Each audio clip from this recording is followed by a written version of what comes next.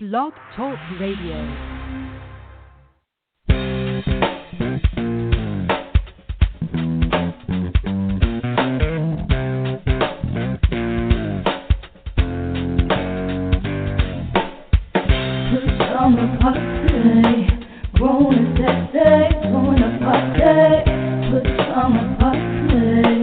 Party crew, keep it real for you. No clothes allowed. This summer party. Grown and sexy, join the party.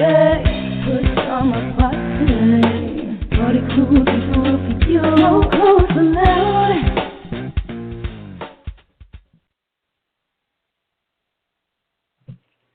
Welcome to another Friday night pajama party. How's everybody? I'm one of your hosts, Poppa DD. I'm here with Ketel. Hello. And Redwine. Bonsoir, darlings. Yes. There's more news. There's more things. There's more history. There's more things going on. This is Friday night. We do it every Friday night. The rules Friday night is that there are no rules. We are the pajama party. Like I said, I'm Poppa DD. I'm here with Ketel. Hello. And Redwine. Bonsoir. And they both work for me. Uh-huh. So, anyway. Yeah. Anyway, if you join us for the first time, the Pajama Party is a Friday night, late night adult talk show where we do various topics and we discuss things that are going on, things that are happening, things you may not hear on regular news. We step into the blackness to keep things real as far as our own personal knowledge is concerned and news is concerned with things that we research. We do different agendas and things like that. Ketel, you got to run down on what we're going to talk about tonight? Sure. How's everybody doing? I'm doing well. Excellent. I bet you are. Celebrating Friday. All right, now. Got a purple overcast. Oh, you know it. Yeah. We're going to get into that a little later. Yeah. Hot topics tonight. Feds charged 56 in a fraud scheme. Also, FBI reopening investigation of Hillary Clinton's email server. Here we go again. Yep. President Obama cut the sentences of 98 drug offenders. Hidden and quitted headlines. Amazon wants to open 2,000 grocery stores. DraftKings and FanDuel aren't paying vendors and have no cash on hand. Also, Bill Cosby now registered as being blind. Affirmative action bake sale at University of Texas. Oregon standoff leaders acquitted for wildlife refuge takeover. Also, Facebook lets advertisers exclude users by race. What's poppin' with Poppa DD? He's going to talk about co-worker age gaps. Our weird news. 4 thieves steal nearly 200 pumpkins from farm. Halloween, of course. Cops in Maine arrest a talking tree. North Carolina judge tried to bribe deputy with Bud Light. Okay, that's it, Bud Light. I'm just saying with Redwine, Congress is not ready for Trump. Living for the city with Poppa DD. Got a surprise for us tonight. My Hollywood wrap-up. We're going to talk about Raven-Symoné, the Grand Ole Opry, and more. Cocktail of the week is the Nasty Woman. Yeah. Our kiss it list and the last word. Sit back, relax, and we'll be back with our hot topics. This is Redwine, and you're listening to WPJP Blog Talk Radio Pajama Party. Check out my commentary. I like to call it I'm Just Saying, because sometimes I am just saying. It's just my opinion. It's what I think. Hey, you don't have to agree, but if you disagree, call us up. 914-803-4306. Hey, don't forget, they can catch us on Twitter also, at apajamaparty.com, too. What's the number, Papa? 914-803-4306. I don't know how I got in the studio. Redwine came in here by himself, and me and Ketel just happened to come here and catch her stealing the airtime, as usual. I was trying to do my own promo, and y'all just happened to show up again. Well, can y'all tell me what time? 9 o'clock Eastern Time, 8 o'clock Mountain Time, 7 o'clock Central Time. No, that's wrong. And 6 o'clock Western Time. West Coast Time. Right. Either way. So if you're in California, call us at 6 p.m., 7 o'clock if you're hanging out in Colorado somewhere. 7 o'clock, that's Central Time. See, See, now we got it all. 7 o'clock if you in. Okay, it's 9 o'clock Eastern. Y'all do the math. Figure out where you are. Check your watch. 9 o'clock Eastern. Right. Okay. Check us out. 9 o'clock Eastern Standard Time. 9:15 CP time, right? Yep, that's right. CP time 9:15. There you go. All right. All right, bartender. Is that it? Hey. Bartender. Hey, is that Mr. Lowe? Hey, come on, Mr. Lowe, Mr. Bartender. I was trying to jiggle my ice in my glass, but it melted. Oh, jiggle.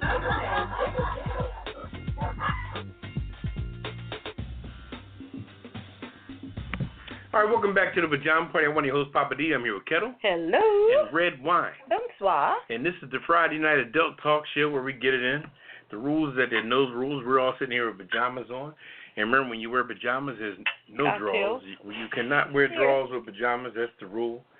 If you're going to wear pajamas, you got to be butt-ass naked underneath them. Oh, and my. that's how we roll. And we're all sitting here with pajamas on. Okay. Anyway, our first hot topic is Redwine. You got the first hot topic? Yes, I'm up at bat first. Okay, you got the feds. Feds. The feds have charged 56 people in a fraud scheme that siphoned $300 million from 15,000 different victims. Really? This situation is completely buck wild. So, okay, the federal authorities unsealed an indictment yesterday where they charged 56 people in this scheme. Now, these are the people who you keep seeing in the news that are posing as Internal Revenue Service agents that con people into paying them money because they say, oh, your account is messed up, you're getting ready to go to jail. Right. You need to put some money on this green dot card or buy some gift cards to hurry up and get this squared away. So they've been trying to track down, who the culprits are of this. And guess where they found the call center where it was all connected? In India. Wow. This thing traced all the way back to telephone call centers based out of India. Wow. They've got brokers. They've got this whole network of crazy all rigged up. So in all these cases, they have people creating fictitious accounts. Well, they tell you that you have an account with them, but you don't. Right. And for everybody listening, please understand that Internal Revenue does not call you. Mm-hmm. They will not call you on the phone. If there's a problem, they will mail you a letter. Mm-hmm. So if somebody calls you and says they're with IRS, they are lying. Hang up the phone. So 20 of the 24 people were arrested on Thursday. And another one is in immigration custody. There's some pending charges and pending arrest against 2 more, and a 4th person out of Oakland, California, is being looked for right now by the federal authorities. They haven't found him. Also, there were 2 suspects that were believed to be living in India. They've got documents. They've got the paper trail. And the whole scheme is so crazy. You got people who, like this one person, 85-year-old woman, they extorted $12,300 out of this lady. Mm-hmm. They threatened that she was going to be arrested if she didn't settle these phony tax violations, and she fell for it. And bit by bit, they keep saying, well, you need to make small payments, and then we can get your record cleared up and all of this stuff. So they got $12,300 out of her. Another victim in California, they got $136,000 out of that person. And, this stuff went on for like a period of 20 days where they extracted money from some of these people. So, they found the Indian call centers out of India, out of Mumbai, I believe it was. And they're saying that there's an estimated 15,000 people who've lost money in these kind of schemes. So they raided some of the call centers near Mumbai and a few other places, and hopefully at least they can shut down that group. But I don't think they're the only ones doing it. Right. My thing is, how are they going to find all those people that they took money from? That's just some. Whew. They're not, because just like a lot of other things that happen, people find out when they figure out that they've been flim-flammed. Right. They don't always want to tell people because now they feel embarrassed. That's true. So they keep it to themselves. Right. I'm telling you, look, as they say, if you see something, you better say something. That's right.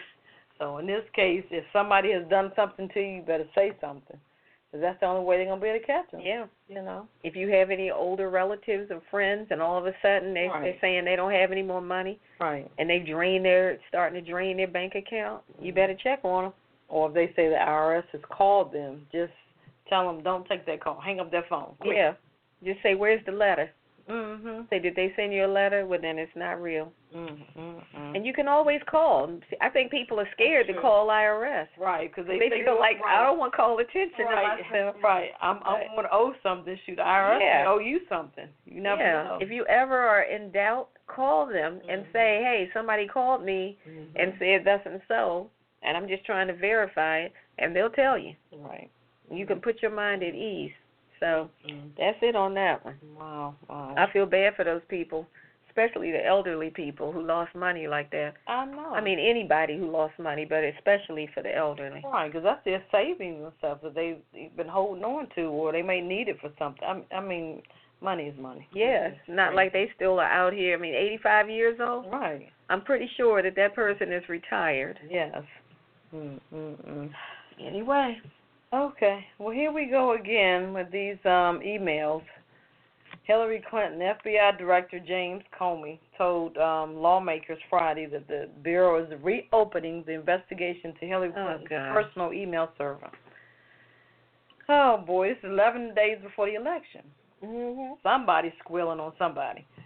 After recommending earlier this year that the Department of Justice not press charges against the former Secretary of State, Comey said in a letter to 8 congressional committee chairmen that recent, quote-unquote, recent developments urge him to take another look.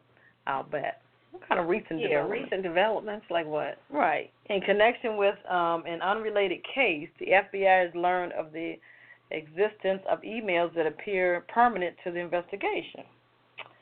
And they said the FBI should take appropriate investigative steps designed to allow investigators to review these emails to determine whether they contain classified information, as well as to assess their importance or to our investigation. That's what they're saying. So they don't know whether anything is classified or pertinent to the case or to the whatever, the research or investigation. Right. But yet they release a report that says we found something, but we're not sure what it is, and we don't know what it might mean. Right. And it may not mean anything, but we're going to look into it. Right. So it goes on to say law enforcement sources say the newly discovered emails are not related to WikiLeaks or the Clinton Foundation. It's also unclear whether the emails in question are from Clinton herself. So why are you, like you said, opening the Pandora's box and you haven't, you're just saying, we see something. Exactly. Like you see a little speck. Okay, I see it. Because of what you said before. If you see something, say something. They said, we see something, we're going to say something. What you say? What's your view on this, Papa? I don't know.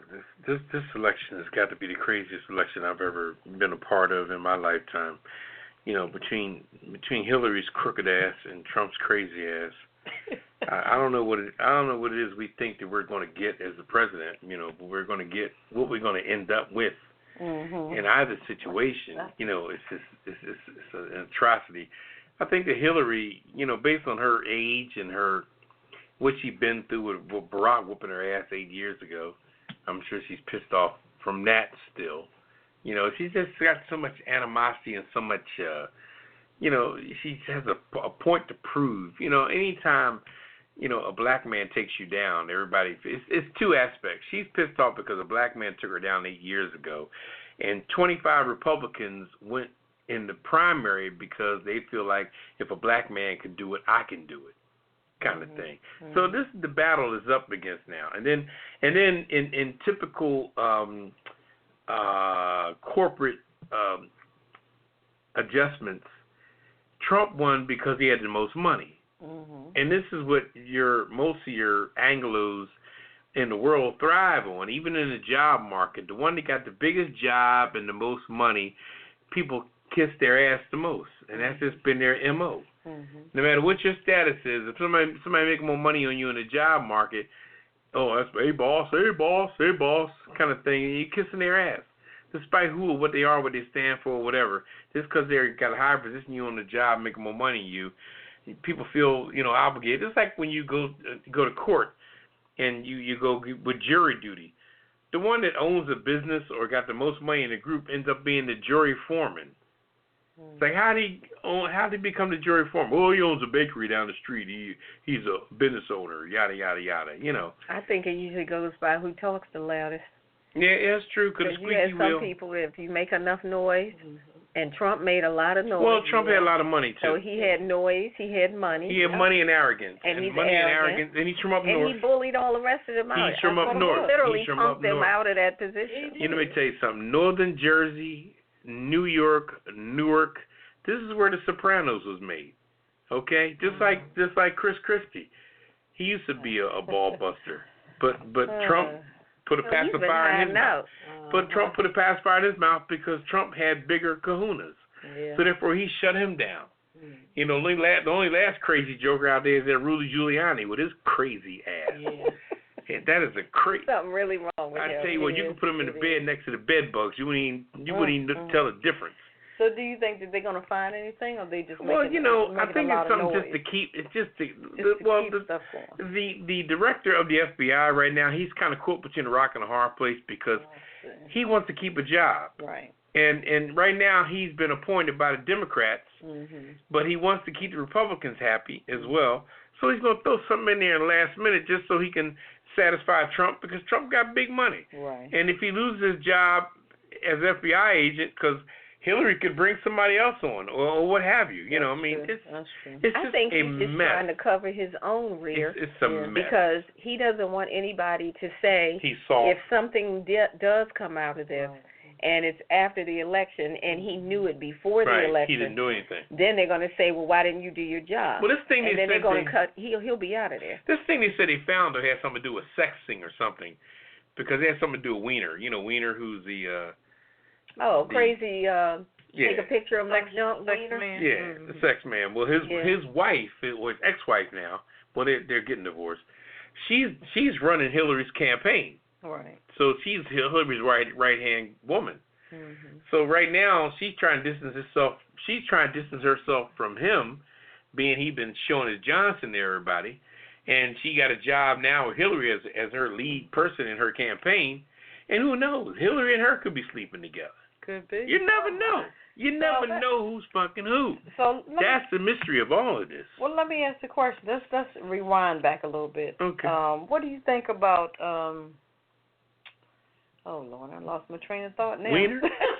No, I put the glass down. Wiener?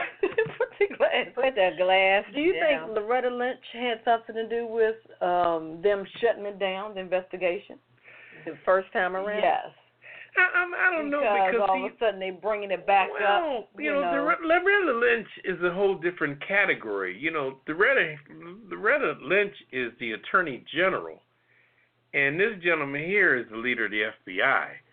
So those are two institutions within themselves. I think, in all actuality, no, not at all. I think they have equal power. To be honest with you, the Attorney General is the person who maintains all the laws of the land based on crimes directed toward the United States of America. But the FBI is based on crimes that's done through the diligence or the neglect of anybody trying to cause harm or destruction to America. So I really think that Loretta Lynch and his leader of the FBI are really counterparts. I don't think either one is each other's boss, and they both have two separate job entities altogether. But didn't she give the final decision on shutting down that investigation? Well, he probably has to tell her his findings, but I think he made a recommendation, and then she went along with the recommendation. Or he could be underneath her umbrella. Who knows? I mean, we have to look it up and see what's up with that. But well, look, if anybody knows, give us a call, 914-803-4306. And press 1. Press 1. Get into the Tell us about it. Yeah, get us. Look, if you see something, say something. There it is. Yeah, it's a great conversation, though. What you got over there, Papa? I got my man Barack Obama. He just cut the sentence of 98 drug offenders. Really? Yeah, Wow. 98? And out of those 98 people, dozens of them would have died behind bars. And this is the whole interesting aspect. And you know, you got to love Barack because, see, Barack, as sophisticated as he seems, he definitely reaches into his blackness. He does not discount that. Mm-hmm. And I tell people that are bosses on jobs and everything like that, you know, if you're a boss on your job of color, you have to learn how to patronize your people because nobody else is going to. Mm-hmm. And I'm not saying that as a ploy to say, you know, look out for this, look out for that. I mean, if the person's worthy of something, because, you know, in order for money to be brought to the community, it has to be offered to the people. Mm-hmm. And if you keep offering money to a different aspect of people, and you look over there and they have a whole bunch of, I mean, I know different areas in job markets where there's no black representation at all in management. Mm-hmm. And people will look at it as they won't even notice it. I've seen, you know, 10, 15 white guys sit around a conference table and don't even look for a minute to see that there's no minorities, no women around that table at all. They don't even notice it because everybody's so busy trying to lock in their position, lock in their job, have their situation set, that they really don't care about the whole aspect of the world and what's happening with your neighbor and what have you. The fact you're not bringing anybody of color into the mix, don't be surprised when somebody of color breaks into your house. Because now you have not entered them into the system, so which means they are not bringing what you're bringing in, so they have to do what they have to do for their own survival. And I mean, I'm speaking a little, you know, far-fetched and reaching, but, you know, we all have to let the people, and then what's so interesting, too, is that you have a situation where the union people are mostly people of color with all white managers. And I'm like, well, damn. How can the union people look up to the managers when they don't see nobody that looks like them? Mm-hmm. That's true. And that's what's really crazy. It's like, wow. And I think that exists in non-union. Well, I'm just saying as far as you have the workers and then you have upper management. Yeah, and when you look at that, I just don't think that, and you can't, then as you get into upper management, even people that are in management, and they're in there behind the scenes, you know, people of color in management, behind the scenes with all the people that are non-color, and they look and talk to their coworkers and their counterparts in management, they'll tell you in a minute that half of them jokers ain't got the mindset. Half of them are just as stupid as they want to be. They be like, damn, how did you become a manager? Yeah. You know, so. Well, where these 98 drug offenders were they? Yeah. Let me get back to this here. I mean, I didn't mean to get off kill like that. Okay. Ketel always straightens me out. Go for it. Anyway, like I was saying from the beginning, Barack Obama just cut the sentence of 98 drug offenders. Dozens would have died in prison. And this is deep. We're gonna get really deep with this. Now, President Barack Obama commuted the sentence of 98 federal prisoners on Thursday. Okay, yesterday. Meaning he has shortened the sentence of 872 individuals over the course of his presidency. Okay? The individuals granted clemency. Clemency is when you're done, when they just say, all right, boom, we just getting rid. That's done. Clemency and parole. Parole is when they parole you. Clemency is when your shit is just clear. All right? The individuals granted clemency on Thursday were in prison for drug crimes. Dozens of them have been sentenced to life imprisonment. For drug crimes? For drug crimes. And this is including marijuana. Crazy. Now, you got people over in Colorado rack stacking and packing marijuana legally. Yep. Selling it, making a fortune. And you got a joker over in Jersey somewhere in Rahway in there for life. And there's jokers in Connecticut and Seattle and wherever else is legal with herb farms. That's the most unfair situation I've ever seen. So anyway, the president reduced the sentence, like I said, 102 inmates earlier this month, which brought his total clemency number to 774. Okay? He has granted clemency to 214 federal prisoners in early August and another 111 inmates of late August, you know, shortening the sentence of 325 people in a single month. Wow. He's just doing his thing. Wow. I think the president has a real fixation on going into prison and seeing just who's there for what and how long you've been there, and how long does it take somebody to rehab from selling drugs. And you've been in jail since, let's say, 1983, 84. Crazy. And now it's 2016. I know. And you still, jockeying that sentence. So, Deputy Attorney General Sally Yates, and that's the deputy of your girl, that's who works for her, said Thursday announcements was part of our ongoing commitment to bringing fairness to the criminal justice system. Well, that's good. All right? That's good. All right. These grants, they reflect the department's acceleration program and prioritizing and reviewing petitions for the President's Clemency Initiative, and they're doing their best to just balance out the scale, because Barack, like you said, he don't put things out front as far as his belief or his blackness, but believe me, he shows it every day on the things he does. Well, that's good. Good job for the brother, because people in Denver, Colorado are selling. They're so, oh my God. Going out of style. Yes, they are. You go to Denver and do some skiing, and they got stores you can just go in there and buy weed like it's nothing. Yeah. Say, give me a Reese's cup and a nickel bag and a Pepsi. Yeah. Look, if you guys know anybody in Colorado, we can get some you-know-what from. Hit us up tonight, 914-803-4306. Yeah, some Reese's cups. Yeah, and press 1. Okay. We're going to take a little CC break. And we're coming back with the Hit It and Quit It headlines. All right. This is the Pajama Party coming to you live. What's on your mind? Call us on 914-803-4306. Got an opinion or just want to say hello to the crew? Hello. You know what to do. Call 914-803-4306. If you just want to listen to the show online, go to www.apajamaparty.com and click the banner in the upper right corner. But if you want to talk to the crew, you need to call us on 914-803-4306 and press 1. We'll get to your call as soon as possible. It's nothing but fun and a pillow fight every Friday night at the Pajama Party. And remember, PJs only, no clothes allowed. Now back to the crew and more of the Pajama Party. Bartender, another round for the house. Thank you, darling. Yeah, welcome back to the Pajama Party. I'm one of your hosts, Poppa DD. I'm here with Ketel. Hello. And Redwine. That's fine. And we do this every Friday night. We try to keep you informed on what's happening, educate you a little bit, let you relax and chill. I'm drinking some cognac, and I got me Ketel brought me some dark Dos Equis. Yeah, there you go.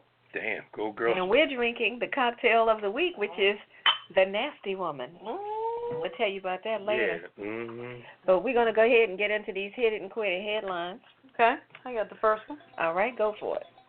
Amazon wants to open 2,000 grocery stores.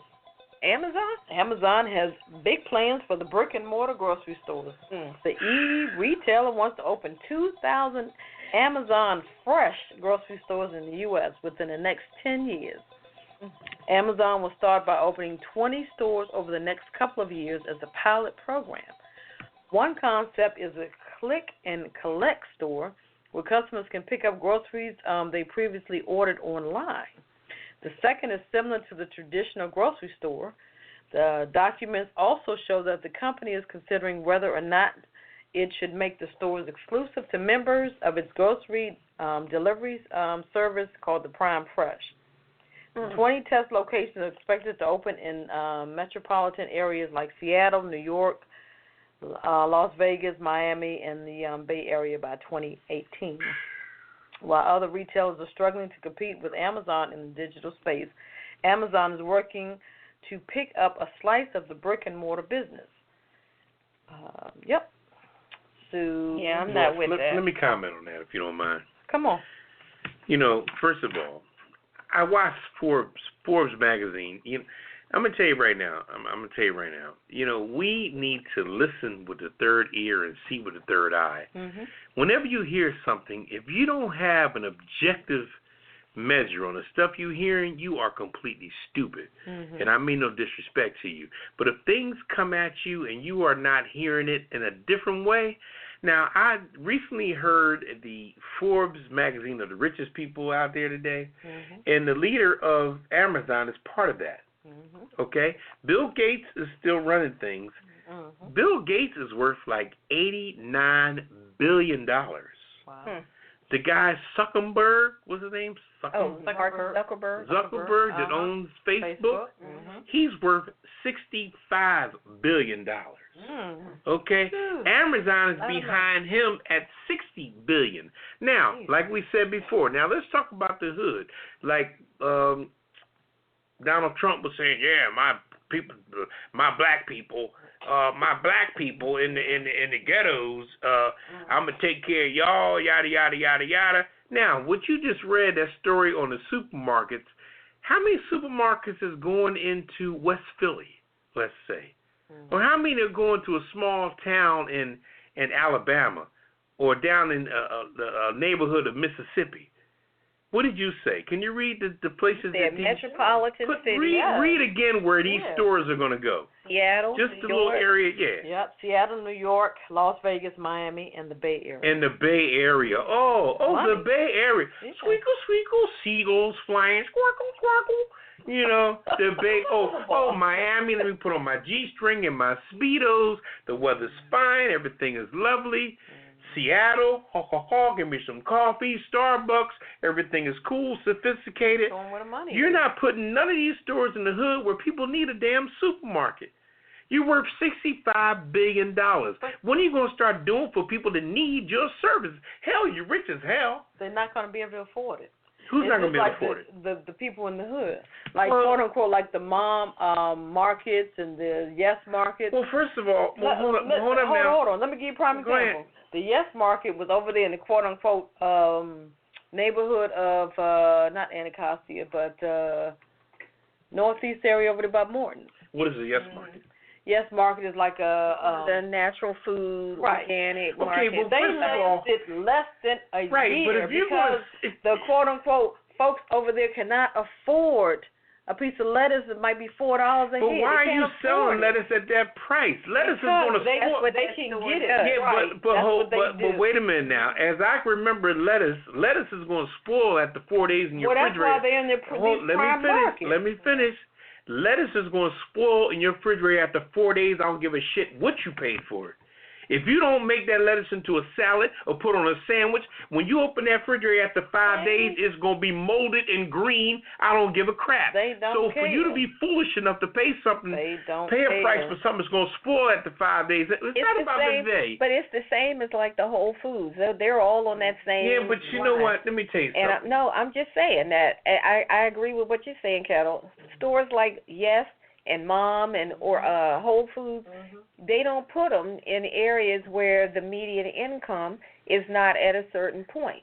So it's not so much necessarily about a black or a white thing. They're looking at a green thing. If people in that area do not make a certain level of income, see the way you're talking, then they don't put one of them. But see the way you're talking, you feed it right into their hands. I didn't say it was right. I'm just saying that's the reality. This is business. They're going to be broke. You know what? Yeah, business is one thing, but let me tell you something. Number one reason why Martin Luther King was assassinated, because he had the ability to boycott. And when you boycott, you can shut people down with the quickness. And this is why white folks said that man got too much damn power. If you've seen the movie Malcolm X, when Malcolm X was doing things, he had the people marching, and he said that man got too much power. But we have to say the reality is that stores like that do not target areas where they know that it cannot support their Then we have to product. make them target them areas. We can't talk like you're talking to say, well, they got How you gonna do that? I know business. How? Because we will boycott them. But don't you think that no matter where they go, you don't think they need black dollars? I keep saying it's not about a black or white thing. It's a green thing. It's a green thing. They're looking at what is the median income in Anacostia, for example, in D.C. And if the median income is something like 14 or 18,000 or some low number near the poverty level, then they say that's not the market. As long as they have black folks thinking like y'all, they will make a fortune. But that's the prime reason why that's how it is. Moved out of, unfortunately, over there in Southeast. They never came. Right, but that's what I'm saying. They said we can't afford to be in there because the people there, they just not going to buy. They but feel don't as if you they're think gonna that steal you more, have probably. to, you have to sometime lower your standards in order to be helpful for what you're trying to do. So you're just trying to make a statement. All I'm trying to say is that I could be a superstar. Well, that's like saying Starbucks should sell their coffee for $1. It's not going to happen. You know what? Starbucks doesn't give a dang on about these other communities. The way y'all talking is just the way they want y'all to believe. Okay? I'm just saying, I don't buy Let me tell you something. You know what? I choose where I spend my money. This is the reason why. No, let me say this. Stores like that, I don't patronize them. Right. I'm not saying it's right. I'm just stating the fact. Right. The fact of the matter is, if you sell high-end stuff, you don't take it to a low-end market because you will not make money there. Well, you won't survive. Let's speak on this here. So they say, hey, let Safeway and Giant and Food Lion and the big chains who can sell their products at a lower price, let them take that They're market. not selling at a lower price. They're helping people. But they're still So selling why would it you at a business to help people. They're in business making a profit. But like I said before, even if I got a high-end store, if I got milk in my refrigerator, after 7 days, it's going to get sour. So what are you telling me? You telling me the milk in a Whole Foods store that's charging more money, their milk is better? They think it is. I don't think it is, exactly. but So they think it is. as long as you are giving them a they're selling all this organic stuff. Hitting a Yeah, prime but see, market. you got These y'all keep cows saying high only market. eat whatever, A prime and market their milk to is do what? supposedly Let me better. tell you something. White folks ain't spending big money like that. They cheaper than we are. But they're going to patronize. Somebody's No, patronizing. they're living off the real estate. Believe me. They're living off the real estate of the somebody's location. patronizing these stores. I don't know. Somebody's in all those cars that I see lined up in Starbucks. Going around the building. Look, somebody's buying those guys. I don't know if you got any questions or comments. Hit us up tonight. Yeah, give us a call. 803-4303. If you already listened to us, just press 1 and you'll be put in the queue and give us your opinion because, I think that Ketel and Redwine, hey, like supporting I said, us, and I ain't trying to hear it. Don't misquote me. I ain't trying to hear it. I just feel like the fact of what is I feel like business bread about, is bread, and that's what milk it is milk, lettuce is lettuce, cauliflower is cauliflower, and all that shit gonna spoil after 7 days, no matter how much you spend. But why do you think stores are now focusing on having an organic section? If you go look at an apple that's supposedly not organic, and then you look at one that says this one's organic. To me, they look exactly the same. Yeah, they do. But one of them is $1 and the other one is $3. Okay, now for you to pay $3 for an apple, I'm not. You're losing your mind from the beginning. Like and you telling me that sophisticated white folks in the neighborhood are going to do that? They're not doing that either. Believe me. Okay. That store is living on their real estate. If they move to an affluent area, that means if nobody was buying that organic crap, they wouldn't be selling. Like my father said, let me tell you this live before I forget. All right, tell it live. Let me tell you this live before I forget. We'll get to the next hit and quit. Right, let me just get this out. Most of these stores move to areas based on geographical areas, which is going to give their real estate more property based on where they're located. Okay. If I got a nice house in a nice neighborhood, I ain't got to even live there. But my house now is worth $2 million because I'm in a $2 million neighborhood. My house can be completely empty. Sure. So they don't care about the food in there. They want the real estate in that area. Okay. And they'll throw some food in there just for the quonka. For decoration? Okay, we got a caller. We're going to see what this call is talking about. Caller, go ahead. Help us out. You're on the Pajama Party. Hey, how y'all doing? Let me help you out. Poppa DD. How are you? Okay, when you talk about the milk, you say about the shelf life, would you say 5-7 days? Right, in any store. Okay, no. It's either Safeway or Giant has a milk now that's almost a month shelf time. Okay, you could drink that. Okay. You could drink that. A milk. Okay. I'm not drinking it. I'm not drinking it. Okay. Really? I wonder what they did. All right, your phone is fading in out. What was that again? What's the name of the milk? Yeah, what? I just haven't seen it. I was in somebody's house last week, and they say it was Safeway or Giant, and they got to say it lasts almost a month. I said, well, I'm not going to drink that milk. Where did it come from? A cow or a goat or? I don't know where did it come from. Where did it come from? I don't know. I'm not going to drink it. Yeah. I don't know. Okay. No. Okay. Well, thanks for calling in, caller. Appreciate it. Okay. Oh. I never heard of milk lasting for a month, but I have to look for that. Yeah. I don't want none of that. I'm gonna look for it so I can avoid it. I know that's Yeah. It's either curl. Anyway, the next one? yeah, we're gonna move on to our next subject. Me? All right, look. Yeah, check this out. You know how people are all into the fantasy sports, right? Well, two of the biggest companies that were behind or running all that, DraftKings and FanDuel, well, now they got money problems. What? All these people been putting all that money into them online with this fantasy stuff. Well, and they're the heavyweights. DraftKings and FanDuel, now they're in financial problems. What? They're months behind on payments to vendors, and they're suffering from extreme cash flow problems. Really? Oh, Lord. Yep. It says that they've agreed now to pay based on a settlement, because I guess the Attorney General in New York went after them. Now they have settled, and they're trying to pay somewhere between $8 and $12 million to satisfy complaints of false advertising. Because I think the way they run those commercials and they talk about you can make all this money and yada yada, apparently that wasn't quite on the level. So hundreds of millions of dollars worth of commercials that they ran saying that it was easy and anybody can win big money turns out not to be true. And the Attorney General's office in New York hit them up for that, put the hammer down on them, and now they're trying to figure out how they're going to pay that $8 to $12 million. So they're actually trying to borrow money from somebody. I read that they're trying to borrow money from, let's see, they've laid off at least 60 people. Both companies have acknowledged that they're months behind in payments to their vendors, and they're in a big mess right now. So if you're into fantasy football, or do they do that with basketball too, or is it just football? I know people do it with football.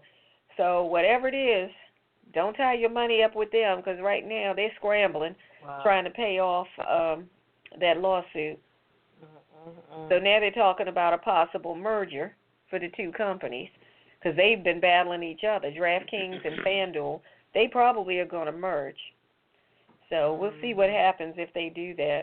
And they're saying if they do that, then they'll get a bigger infusion of cash, and they can, pool their resources together. But, yeah, they're kind of falling apart.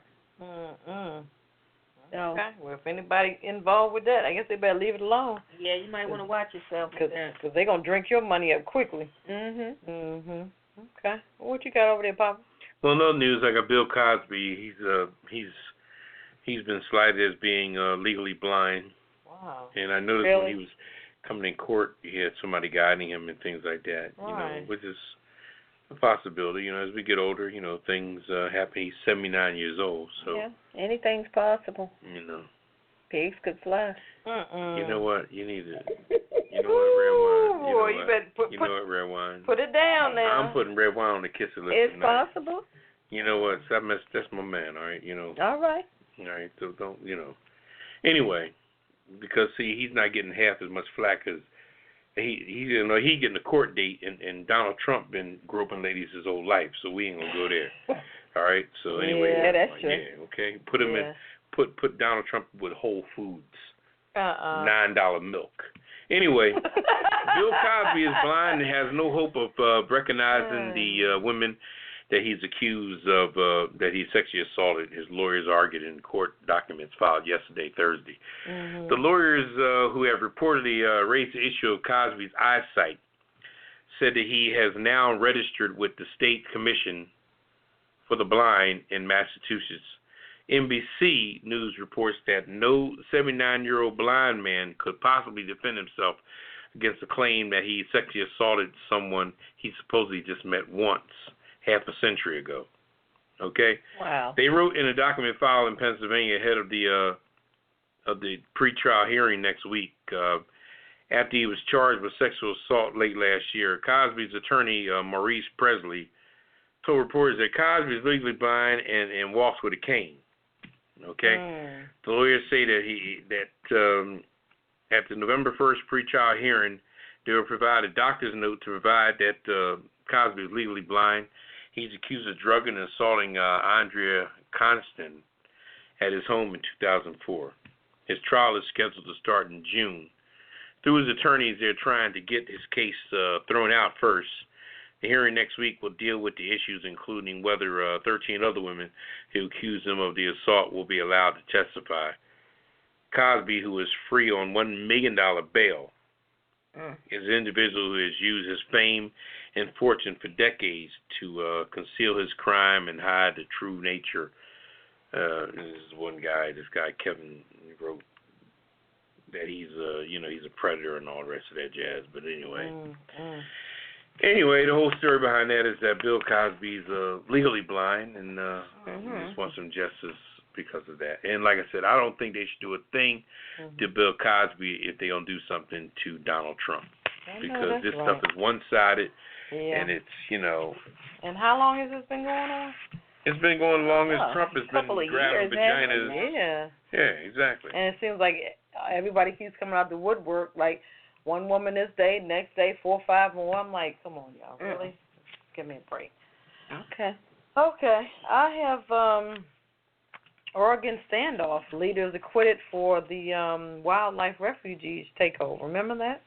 Yeah, it was crazy. A federal court jury on Thursday acquitted anti-government militant leader Ammon Bundy and 6 followers of conspiracy charges stemming from their role in the armed takeover of a U.S. wildlife center in Oregon.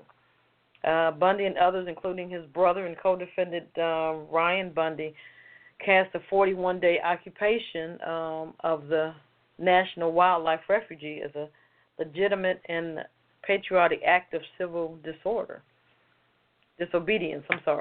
Prosecutors called it a lawless scheme to seize federal property by force. So they're not going to jail. Nope. They took over that wildlife refuge, and they're not going to jail for it. Nope. Because how many of them? Like 6 of them? 7? Yep, 6. They were acquitted. And they're not going to jail. So they stood toe-to-toe with federal law enforcement. I know. Pulled weapons out, shot and fired weapons. Right. So I guess the judge felt as if, okay, they were in their right. It says the 12-member panel found the... wasn't their land. I don't know. How he... Let me go on. Let me finish reading the article. The 12-member panel found the Bundy brothers and their 4 co-defendants, 3 men and a woman, not guilty of the most serious charge, conspiracy to impede federal officers through intimidation, threats of force. How were they not guilty? They were out there for how long? Like days? Yes. With weapons drawn, threatening to kill the officers if they didn't back up and get out of there. And they're not guilty? This charge carried a maximum penalty of 6 years in prison if they were guilty. It says also the defendants also were unanimously acquitted of illegal possession of firearms in a federal facility and of theft of government property, except in the case of Ryan Bundy, for whom jurors deadlocked on the charge of theft. Really? Really? You said people just finished getting their sentences. Getting clemency for drug possession and stuff like that. Right. These people pulled guns on federal law officers, but they're not guilty. This is as crazy as that Montana judge situation. When that man raped his own daughter, a 12-year-old daughter, and they gave him, 30 days, 60 days or some crap? What's going on out west? Papa this is Oregon. That was Montana. Yeah, Papa said it many times. They just have their own laws out there. It's just like a commonwealth, quote-unquote, state. They do what they want to do. The Northeast is the most surveillance area out here today. Everybody else is doing their own thing. Crazy. Yep, they're doing their own thing. Yeah. Anyway, that is an atrocity. Can you put them on the kiss it list? Did we go over this affirmative action bake sale? No. Go ahead. What you got on that? In the University of Texas, they did this bake sale, which is really deep. They didn't realize it was going to be.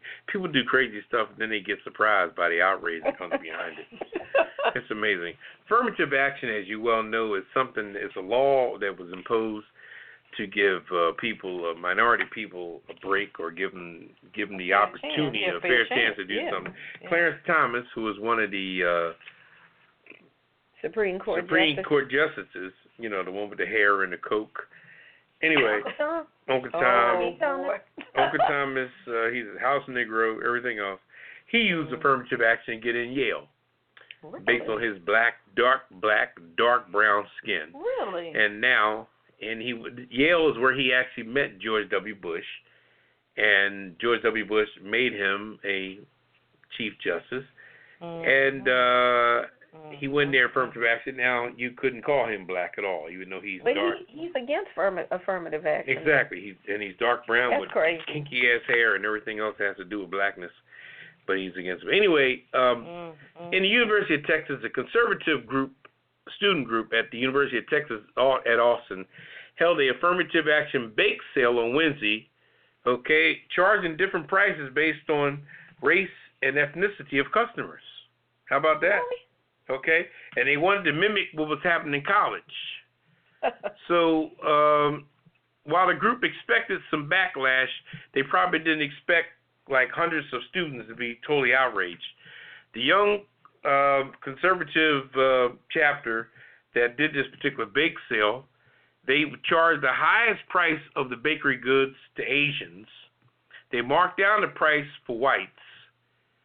Blacks and Hispanic people who attempted to mirror things. Blacks and Hispanics got things for free as well as Native Americans got things for free. So it was just. So wait a minute, that's like saying, okay, we're selling brownies. Right. And it's $1 if you're Asian. $1 if you're Asian. 75 cents or something like that. 75 cents if you're white, or 50 cents if you're white. Okay. And free for Hispanics and blacks and Native Americans. So people were freaked out over that, and they just wanted to mimic the fact on what they think the views of affirmative action is all about, and it just blew up at that campus, and they had to call the police for crowd control and things like that. People were trying to knock down, destroy the bake tables, and it was just a mess. I don't know who thought that was a good idea. Yeah, it's just a mess. You know, well, they're young, they get together, you know, and do their thing. Well, I got one last one about Facebook. You're talking about Mark Zuckerberg. Yeah. Well, come to find out that Facebook allows advertisers to target users by their interest or their background, and they give advertisers the ability to exclude specific groups that they call ethnic affinities. Yeah, ethnic affinities. So basically what they're doing is, say if you are an advertiser and you want to put an ad out there, but you only want to target certain people, if you want to say something like, well, you know, the blacks don't really buy this product, so I really don't want to advertise toward the blacks because it's a waste of my advertising dollar. Facebook is like, okay, well, you can exclude the blacks, so to speak, from your ads and just target your ads to the non-blacks if that's what you want to do. But they don't think there's anything wrong with that. Facebook is like, well, ethnic affinities is not the same as discriminating. That's what Facebook says. Really? They're saying that this is not racial exclusion. They're saying this is just a way of targeting the advertising, and they don't see a problem with it. But a civil rights attorney, when he found out about it, he said this is horrifying, it's massively illegal, and it's about a blatant violation of the Federal Housing Act as one can find. So he went on to explain about how the Fair Housing Act is supposed to work and the Civil Rights Act of 1964 that prohibits the printing or publication of notices or advertisements that indicate a prohibited preference, limitation, specification, or discrimination in employment recruitment. So that was what the Civil Rights Act of 1964 was about. But Facebook is saying that they base their model on some existing formula and that they have all kind of personal data that they collect on people who use Facebook. And they said that they use something called micro-targeting that's helpful for advertisers that are trying to find specific audiences. So they actually have come up with something like 50,000 unique categories in which they place users. So I don't know how you come up with 50,000 of them. I can only think of a few. You got male, female, ethnicity, age, maybe employed, unemployed, student, and something like that. I don't know how they come up with 50,000 categories. They break it down. They shred you in pieces. I'm like, wow. And they were saying that Facebook does not ask when you set up a profile. They don't ask if you're black, white, Asian, Hispanic, whatever. They know. But they do it based on the things that you post. So they look at things, and if you're posting a lot of power to the people kind of stuff, they assume you're probably a person of color. Yeah, they know. They know. Exactly. I'm just saying that they have ways of figuring it out. Let's comment but then on they that say, again. oh, but it's not like that. I'm like, let's nah. comment on that for a minute. Let's comment on that for a minute. Y'all on the kiss it list. Let's comment on that for a minute. Okay? Like I said before, whenever you hear something, if you're not listening with the third ear and seeing with the third eye, your ass is dumb as hell. You could think that you're sophisticated and that you are that you have everything going on for yourself, but when somebody says something crazy, as that story just was, and it doesn't spark your interest and it doesn't tickle your spider senses as the story's being read, then you are the dumbest thing since sliced bread. Okay? Dumb as a box okay? of wrong. Now, what I'm saying all that to say this here. Okay? We have got, when I listen to Donald Trump on TV saying, as for my black people, I'm going to take care of you in the ghettos and when does somebody tell you that we all lived in the ghetto and we all live in the inner city and we all live? First of all, you don't even know the different shades of black. And we live all over the damn world. Been so privileged. We doing everything. We're integrated in everything that has to do with anything. And first of all, Facebook, like I said, Zuckerberg, he was born in what, 1990, 89 maybe? I know he's young. 89, 88? And you're going to quote something to him from 1964? He wasn't even in his father's scrotum sack yet, let alone going out of the damn urethra tube and out of the tip of the joinski. Okay? I mean, I'm making jokes and making comments, but Zuckerberg is so young that he don't have a clue about any kind of 1964 whatever, nor does he even care. And he's worth $65 billion. And he has, he's 32 years old. 32. I got shoes underneath my bed older than him. Now, let me just say this here. Facebook, for all intents and purposes, people need to understand what that is. That is an entity that makes their money most of all on selling this stuff, law enforcement.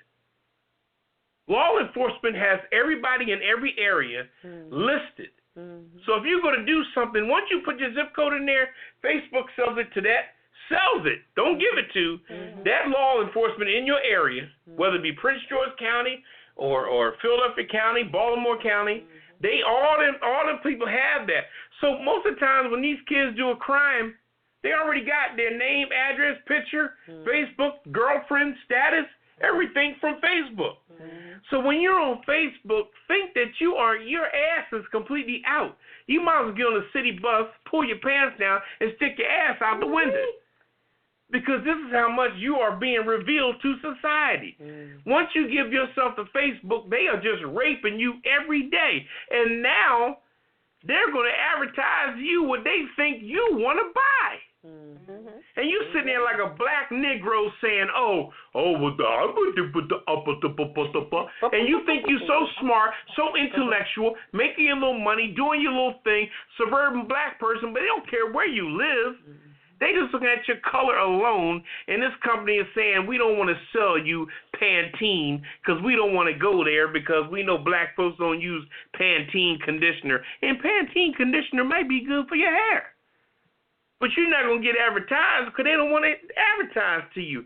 So what we need to do is just wake our asses up and stop being victims of circumstances. I'm not trying to preach to you, but damn. All right, man. Whenever you got something coming over, it's saying, well, Facebook is doing this and that, and they're saying it's legal. This is your life that they're playing with. That stuff is. And these are advertisements that are selling to you. Right. And it's not the fact that it's right. You have to just stand up for what you believe in and stop.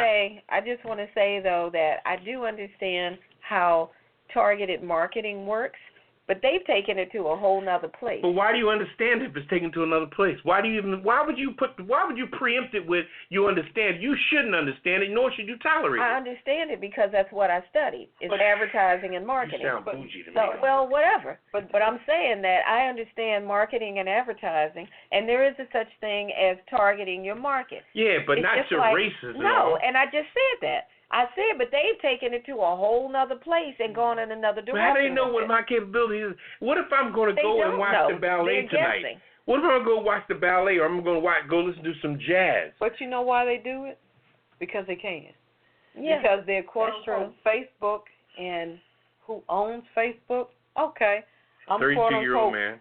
Privileged because I'm $64 billion rich, and this is what I can do. Billion with a B. Right, I can do it. Right. And he's going to set the precedent of what everybody else is going to do. And they follow. You're right. And they the Pied Piper of Hamlin, they follow. He blows the whistle, they follow. I know people that get on Facebook every single day. You target your advertising. It's like if I'm selling skateboards, I'm not going to put my ad money in a senior citizen home where most of them don't buy skateboards. But you need to give everybody an opportunity, though. I'm just saying.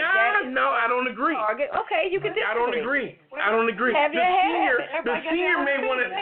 senior may want to get that gift for their grandchild. You're right, but I'm saying that they don't put the bulk. Most companies will not put the bulk of their advertising dollars in that area. They're going to go for the younger market where they think that's where most of their customers are. Now, they realize that grandparents buy stuff for their grandkids and all that. So what they'll do is they'll say, all right, let's put 75% of the advertising budget over here where the younger market is, and we'll throw 20% or 25% to this other auxiliary market. So now what if they don't consider them their primary market? Now, what if people market? don't like what you're doing, period, and they start boycotting your ass? You ain't making a damn dime, are you? Well, that's not at all. Exactly. So that's the flip side of that crap you talk. No, that's not crap. I'm not talking about racially advertising. I'm talking about going after where do people buy stuff. Just put it out there. You have to go where the money is. That's what the business about advertising is. If I'm selling condoms, I'm just putting them out there because I know the majority of people in this world got penises. I don't give a damn whether your penis is Asian, black, white, yellow, red, whatever. I'm selling condoms. The example that I used the big dick motherfuckers over here, the little dick motherfuckers over here, and the small dick motherfuckers over here. I'm going to gear myself to the little dick motherfuckers over here. It's very and give different them when you're talking about food. Well, I'm just saying. I'm in rehab, but I'm in rehab. I apologize. I apologize for rehab. Sexually active people would be interested in that. Oh, okay. So I'm saying, but groceries and food, everybody eats. We're going to move it on. We're going to take a little Redwine, we're going to move on. Look, I thought that you was target market. You know what? Everybody got their own opinion. You know what? If you guys have an opinion, hit us up tonight. 914-803-4303. Yeah, please call us and press DD. I was about to buy you a nice mahogany fifth. Oh, really? Yeah, but I think tell me about it on the break. I think we get you a dove. Okay, we'll be right back. What's your opinion? We want to know on the Late Night Adult Pajama Party. Call us now on 914-803-4306 and tell us if you agree or disagree, or if you don't care one way or the other. If you've been waiting all week to tell somebody what's on your mind, now is your chance. Dial 914-803-4306 and press 1 to speak with the Pajama Party live on the air. To listen to the show online, go to www.apajamaparty.com and click the listen banner on the top right. If you'd like to advertise your business with us, get in touch on www.apajamaparty.com. So call us now on 914-803-4306 and press 1. We will get to you as quick as we can. Now, back to the Pajama Party Live. All right, welcome back to the Pajama Party. I'm one of your hosts, Poppa DD. I'm here with Ketel. Hello. And Redwine. Hello. And Redwine. Woo! You know what? We're going to have to send Redwine to a couple soul affairs. Yeah, okay. Because she done became my Aunt Tom. Well, tell me this. What's popping tonight? She became my Aunt Tom. What's poppin' tonight? Not Uncle Tom. She just became my Aunt I got Tom. your aunt. What's poppin' tonight? What's poppin' tonight with me? My segment of the show called What's Poppin'. What I'm going to talk about now is the age gaps in the job market. Now, as we know, black don't crack, right? Mm-hmm. So we folks in our 50s, late 40s, 50s, late 50s, early 60s, whatever, we still look good. We still flavorful. We still sexy, what have you. But then you could be working next to a person who could be your counterpart and have the same rank and file you have, make the same money, but they 30-something years old, 32, 33 years old. But in most cases, they're going to sit there and act like that they're actually on your level. You know? And with some things, and some people may have an old soul, I give them that. And they'll sit there and they'll shoot the breeze with you about some stuff. But then you'll mention something and it'll go right over their head. I was talking to a young brother on my job, and I mentioned something about the Brothers Johnson, which is a group from the 70s. Hey, brother, I ain't never heard of brother. Who's the Brothers Johnson? I ain't never heard of Brothers Johnson. Who's the Brothers Johnson? And I commenced to talk about, get the funk out of my face, and Strawberry Letter 23, and Ain't We Funkin' Now, stuff like that. Mm-hmm. And I don't know. Then they start making excuses of their mother and father. Well, my mother was religious and my father was religious, and I never. They make excuses why, because they feel like now that they're not caught up on what you were caught up on because they thought your ass was old. The one thing I realized about a lot of people in the job market, and I'm talking coworkers now, not people you know every day, because you may have a 30-year-old brother or sister, maybe hip as hell, because they're raising your environment. But your coworkers are just your coworkers.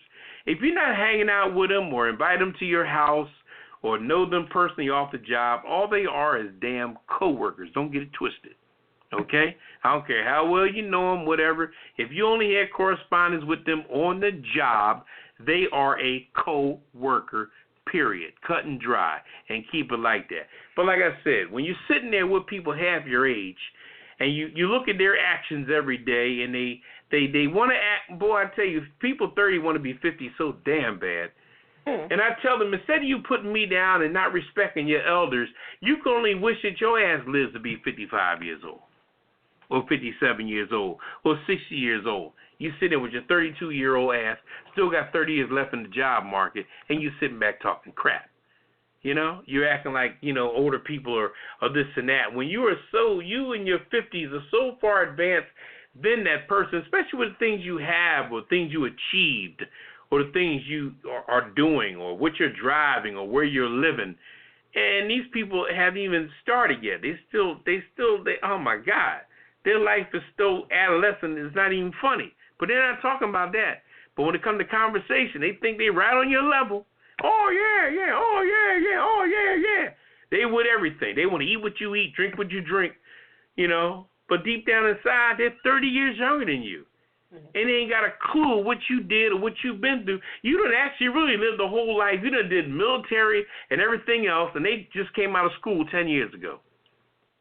And you done did, you about to celebrate your 40th year anniversary out of high school, and they ain't been out of high school 10 years, and you about to celebrate your 40-year reunion. So what I'm saying is that when you go back to work Monday and you sit next to that so-called 32, 33-year-old joker, and you're 55 or 52 or 60 or whatever, listen to them, but don't pay them no rabbit-ass mind. Because they're not paying you no rabbit-ass mind. The one thing they don't do is respect their damn elders.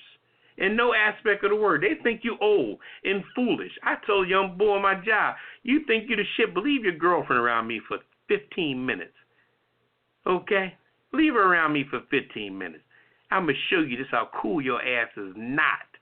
And I'm saying that to make jokes and all, but that's what it boils down to. Because they're paying attention to everything, but what they need to be paying attention to is I would give my right arm to be 30 years old again and do it again and try it again and have the opportunity to do it again.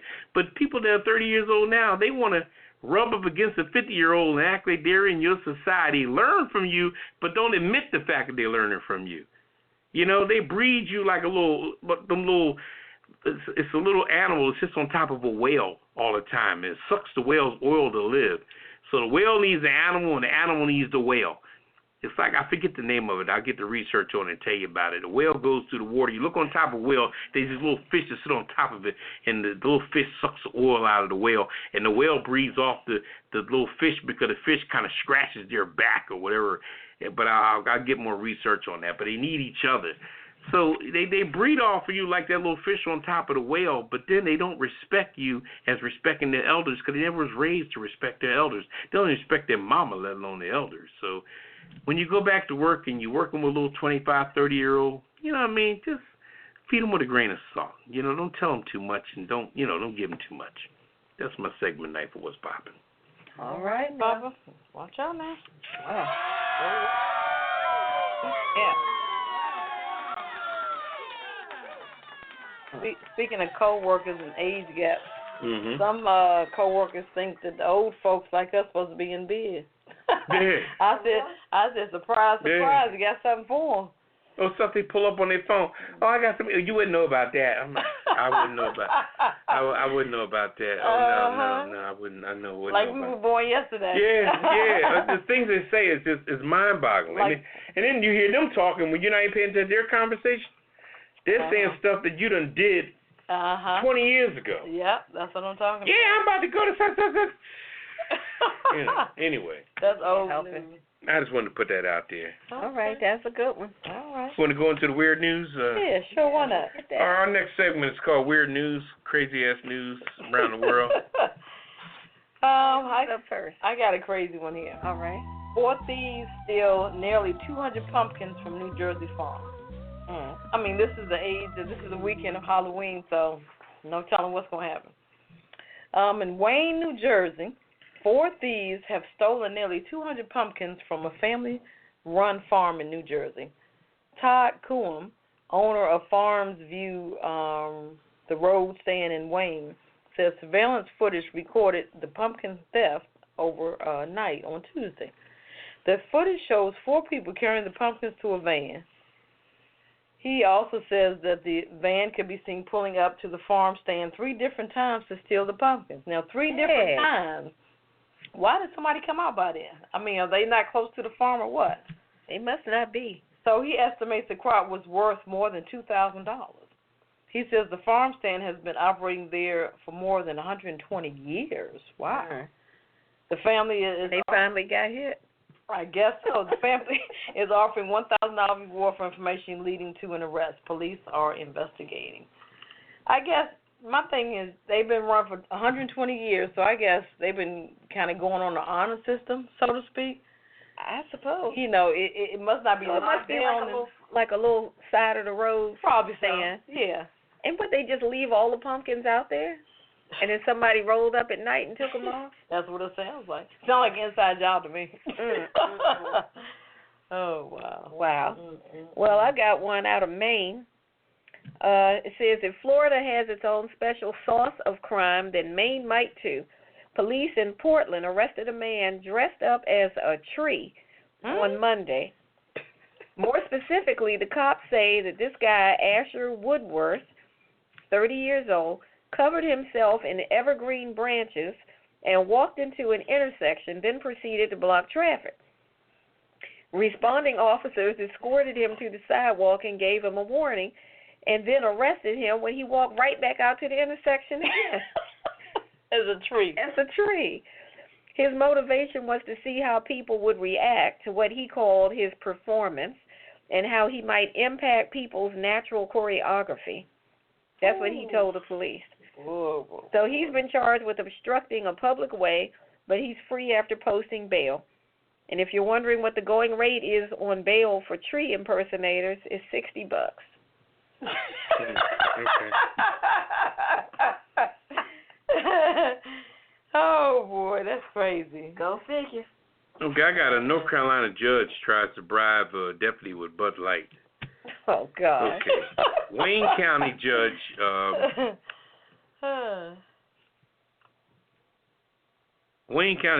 Arnold O. Jones II is going to jail. The judge is going to jail. Okay, for trying to spy on his wife's text messages.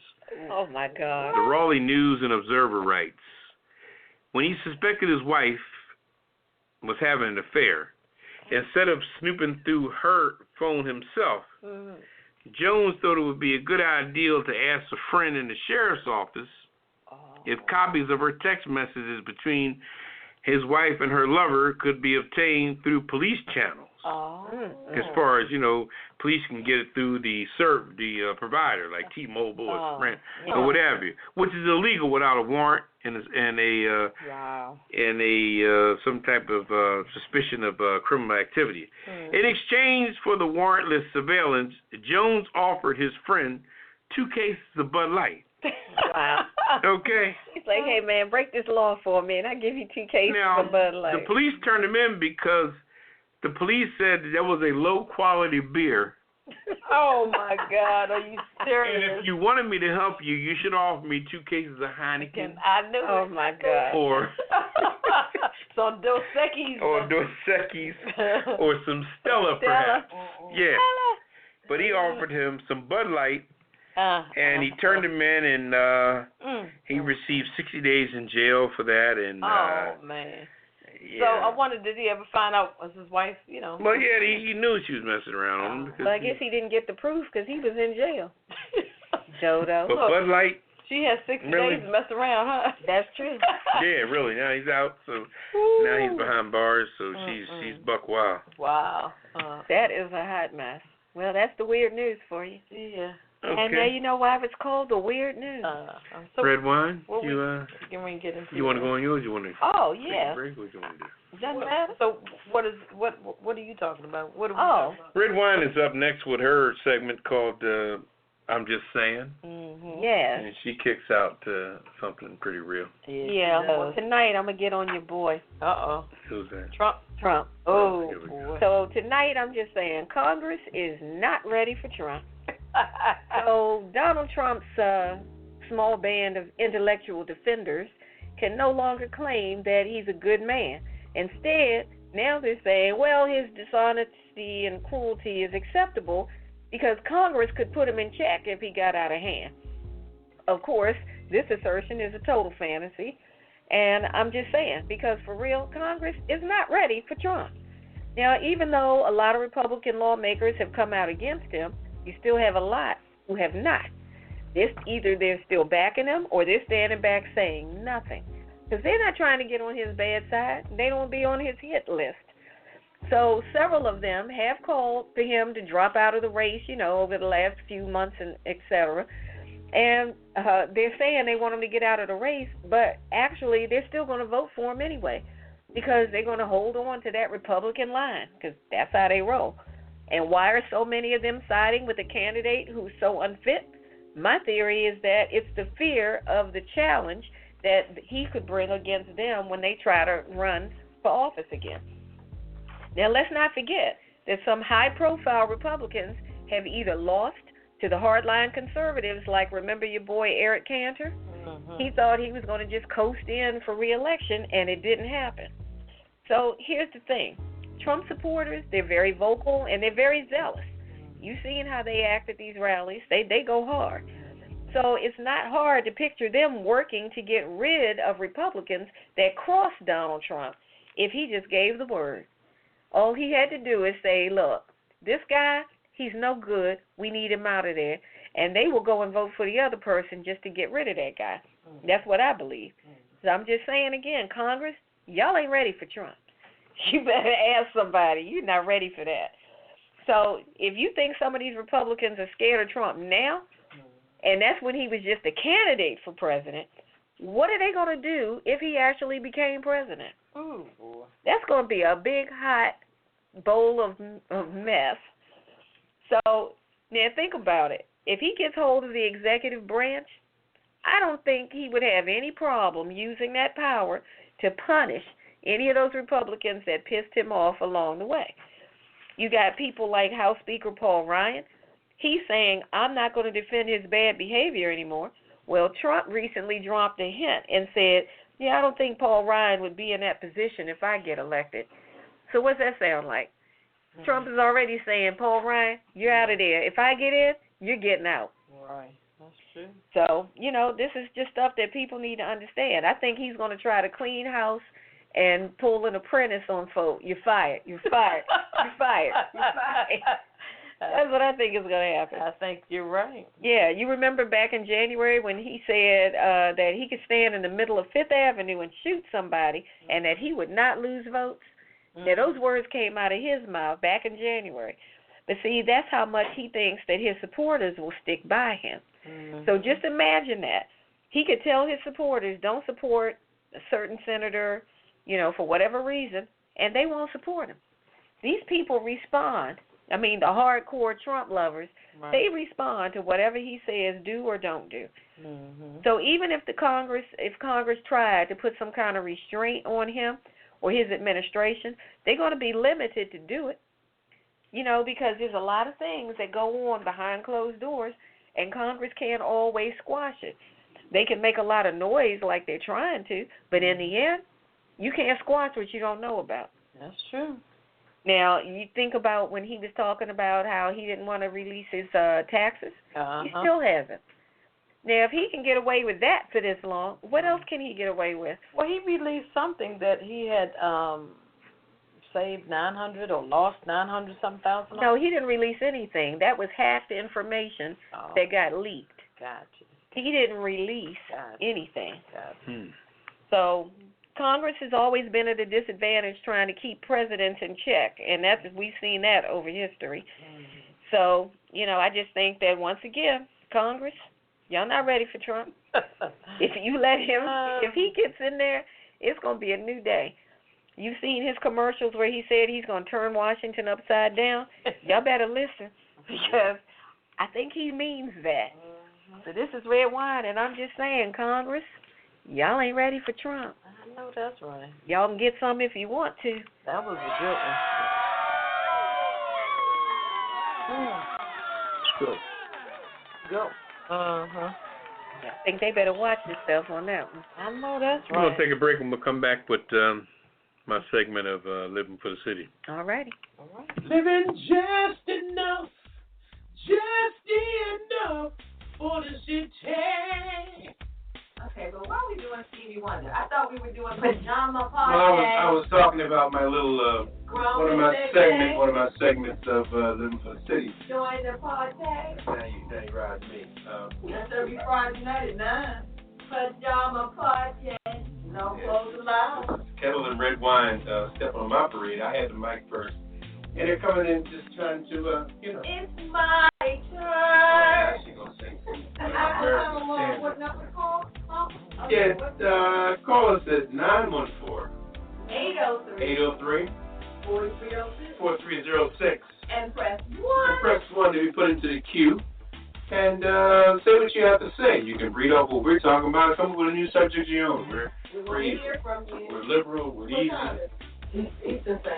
Eastern time. We're here 9 p.m. Friday nights. That's 6 o'clock West Coast. And maybe 7 o'clock in the mountains or in the 7 in the mountains. Around Michigan, Michigan and New Orleans and all that. We're like an hour back. But 9 o'clock on the East Coast. 9:15 CP time. CP time 9:15. Don't be late when you listen to us. It is 9 o'clock on the dot. That's right. Every Friday night. We'll see you there. Goodbye.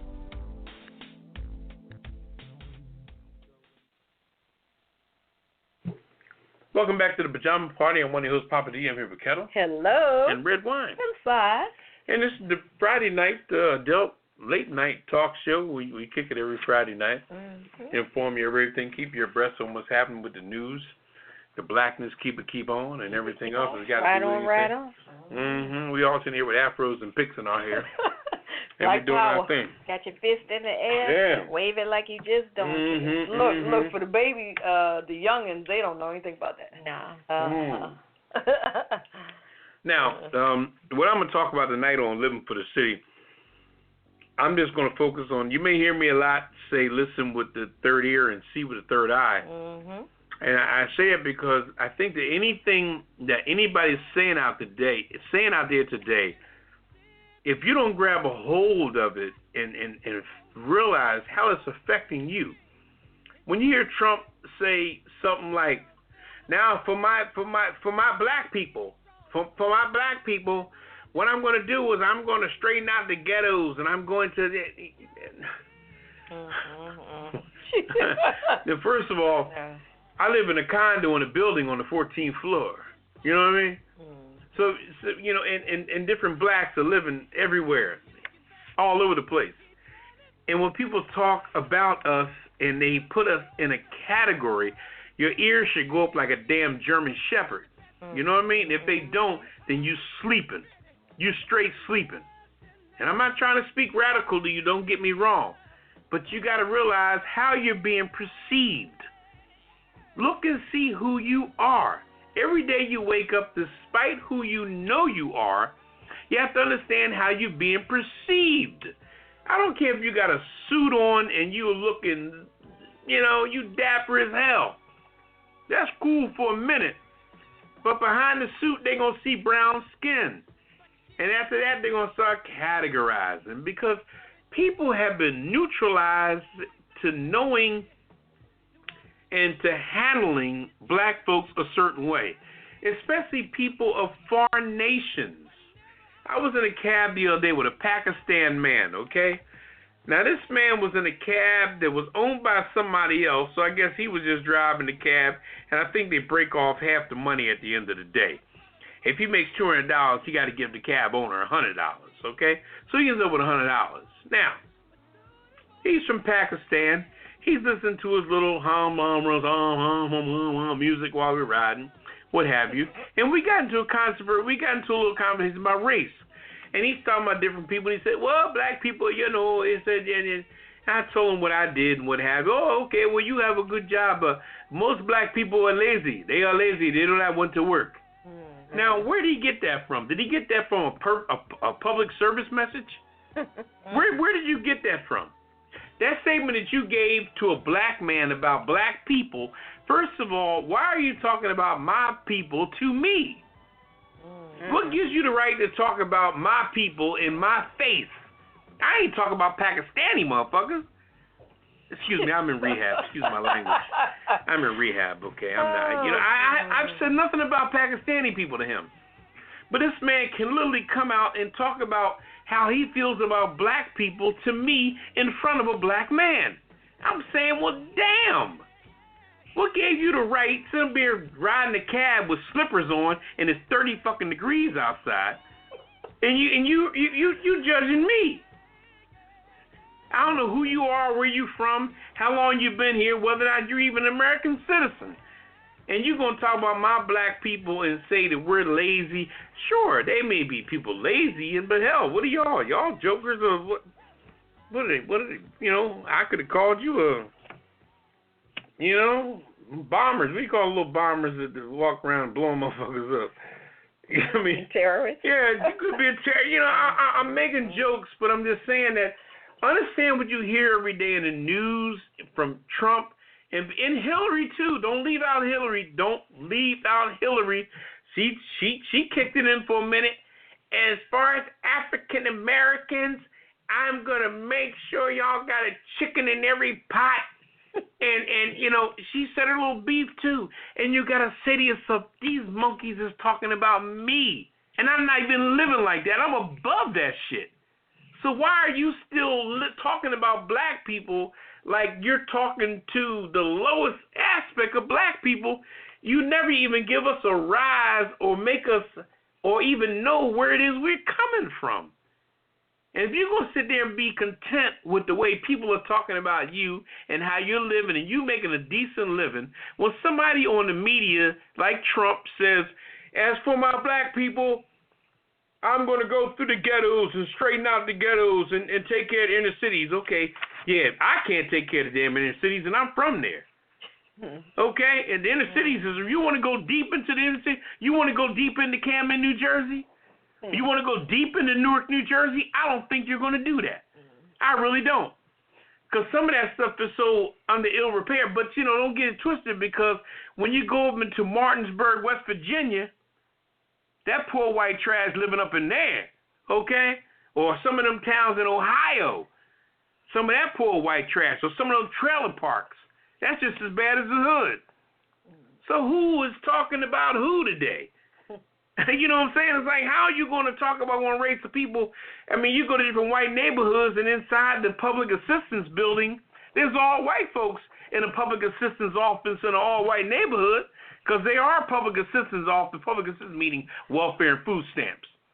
If you go to an all-white neighborhood, they are all white folks in that public assistance office, because there's nothing but white folks living in that neighborhood. So how are you going to justify that public assistance belongs to black folks? So what I'm saying in this whole segment is that when anybody is on the news talking about you, your people, your ancestors, and what they think or who they think we are, if you don't take exception to it, you are not listening with the third ear or seeing with the third eye. Stop accepting stuff. Stop being complacent. Stop being acceptant. Stop talking like Redwine earlier about, well, you know, when they come to the supermarket, that's what they do. How are you doing, Redwine? I'm just playing. Fight me.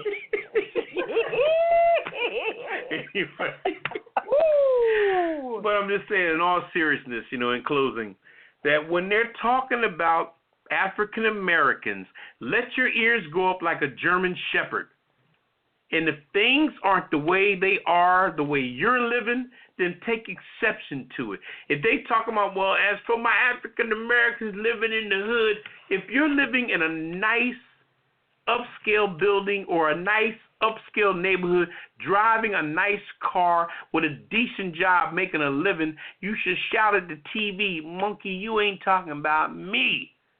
You know what I mean? Or my family or people that's associated with me. And take exception to that. Don't accept it as you're worrying about who's he talking about in the hood, because the hood will rise. The meek shall prevail. So everybody that's dormant will rise. Because this world is not going to, you know, because our most precious thing we hold is our health.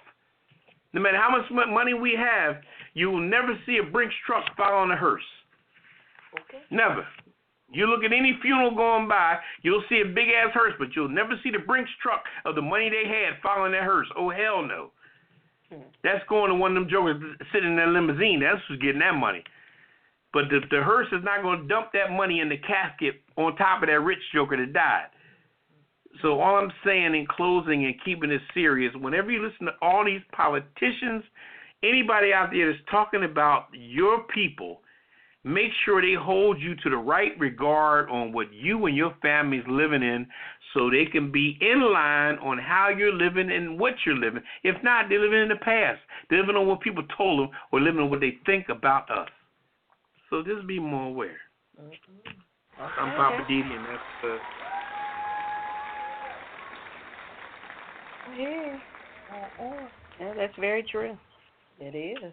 Because I don't like being summed up. Yeah. That's true. And they've been doing that lately. Hillary been doing it too.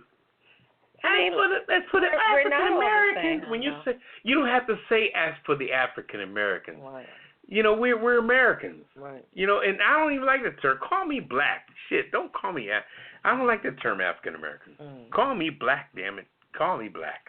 But see, my thing is when you call out people like that, it's like, I don't want to say you're being racist, but you kind of fitting in that mold. Yeah, you don't say as for my white folks. You ever anybody say that? Right. As for my white folks. Right. Yeah. Everybody's not categorized. You're categorizing people now. And Trump does it all the time. I know. Why follow what he does? I believe I'm in a category all by myself. Yes, we know you are, Redwine. I am in. Don't imitate my hand movement. You and Pierre, y'all. I'm in a category all by myself. And you want your foods with $9 milk and $7 tomatoes. I don't know anything about what they do in the quote-unquote hood. I know nothing about that. I guess we're going to keep moving. I'm going to let y'all know what's going on in Hollywood now. Okay, what's up in Hollywood? All right. I bet they've been busy this week, huh? Yeah. A little bit of this, a little bit of that. And I got some surprises, too, at the end. Okay, well, go for it. 76ers players reported upset about the singer Seven Streeter. The Philadelphia 76ers pulled an R&B singer from her scheduled national anthem performance before the game on Wednesday night because of a message she had written across her shirt, and the players are reportedly not happy about it. Her name is Seven Streeter. Says the 76ers told her 2 minutes before she was about to walk onto the floor that she had to change her shirt, which said, "We matter." You know, like not Black Lives Matter, but "We matter" across the front. Mm-hmm. The Sixers declined to specify why Streeter's performance was canceled, but the 30-year-old told ESPN it was because of her wardrobe. She goes on to say, "I was angry, extremely, extremely angry, disappointed, and honestly brought to tears by all of it. It broke my heart. Honestly, I was very excited about being able to perform the national anthem. I was really looking forward to that." So, wow. Goes on to say the organization owes Seven an apology, and we hope that happens. National anthem protests and demonstrators have become increasingly popular since Colin Kaepernick, he kneeled during the Star Spangled Banner game. Let's see, the 49ers, right? Yeah, 49ers. Yeah, a lot of people have taken heed to that. What he's doing, they've kind of followed him. Right. And it goes on to say the team apologized later today and will offer her another chance to sing. So, I mean, that's a good thing. But, I wouldn't say. My thing is everything that you wear and do is not politically based. So stop reading into it. Mm-hmm. Just let me do what I need to do and let's move on. And the Sixers is the losingest team in this damn NBA. Okay. They can't buy a fucking win. Look, they got some controversy now. Yeah, maybe that'll get them some publicity. Yeah. Yeah. She's an upcoming singer. Sell some tickets. Yeah. She's a pretty sexy girl, too. What's is she now? I ain't in that. Let me move on.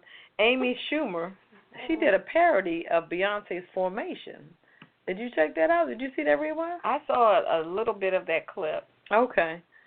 So, in case you missed it, Schumer, she parodied Beyonce's Formation music video. And many pissed off social media users accused the comedian of being racist after seeing the clip. So in the video, it's released on Tidal, which Jay-Z, he owns a portion of it. He has the ownership portion of it.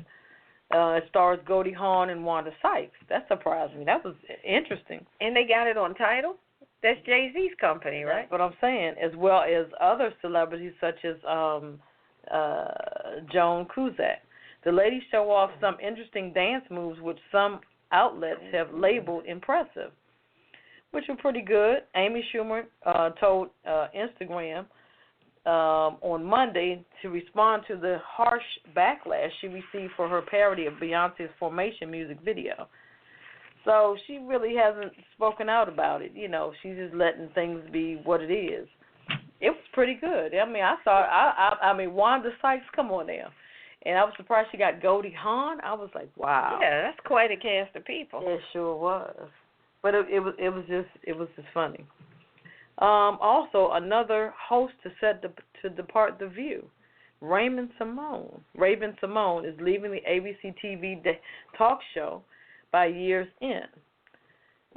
They want her to do a spinoff of her comedy, That's So Raven. Remember that Disney comedy? Yeah, I remember that. That was years ago. Yeah. She's going to relocate from New York City to L.A. for the spinoff, in which she sets to star and serve as executive producer. All right now. She get paid twice. Mm-hmm. She will reprise her role as the psychic Raven Baxter, who was last seen as a teenager on the show. Disney Channel ran from 2003 to 2007. That was a pretty good run. I thought she grew out of that, though. Yeah. So I guess this synopsis is she's going to be older, and I guess she's going to be a mother, I think. I think because her breast was growing so huge during that time. No, because when she started with Disney, right. She was young and all. Right. But then everything just blew up. Damn, she started going to 38, 39, 40. Boy. You were double counting? D, double Z. You were Apparently, he was measuring and counting. And then they said, yo, you gotta get, we got kids up in the room, but you got to get them big old titties out of here. Oh, and she ended up leaving. Okay. Put him in time Well, maybe that's what's going on with The View. They done grew out of proportion, so she's got to go. She's only been on there a year.